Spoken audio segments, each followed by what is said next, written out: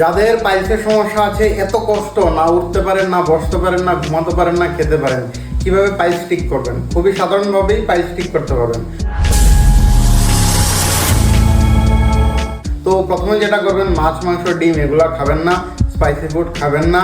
যেটা করবেন, প্রসন্ন ডায়েট, দিনে 2 বার খাওয়া, 10টা থেকে 11টার মধ্যে একবার, ফল, সবুজ পাতা এগুলো খেয়ে ভাত, সন্ধ্যা 6টা থেকে 7টার মধ্যে একবার কাঁচা স্যালাড খেয়ে তারপর ভাত। পরিমাণ কতটুকু আমার আগের ভিডিওগুলোতে বলা আছে। আর যেটা সবচেয়ে মুখ্য ইম্পর্টেন্ট, সেটা হচ্ছে সকালবেলা ঘুম থেকে উঠেই দই, তার সাথে কাঁচা পেঁয়াজ মিশিয়ে খাওয়া। তো ঘুম থেকে উঠেই প্রথমে থানকুনি পাতা খেয়ে তারপর জল খেয়ে নেবেন। তার আধ ঘন্টা পর নিজের ঘরে তৈরি দেশি গরুর দুধ থেকে তৈরি দই হতে হবে কমপক্ষে 200 গ্রাম। তার মধ্যে একটা কাঁচা পেঁয়াজ মিশিয়ে দেবেন।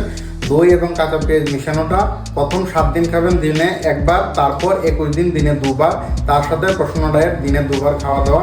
এভাবে করতে থাকুন। খুব সাধারণভাবেই নিজের ঘরে বসে পাইলসকে ঠিক করে নেবেন। ধন্যবাদ।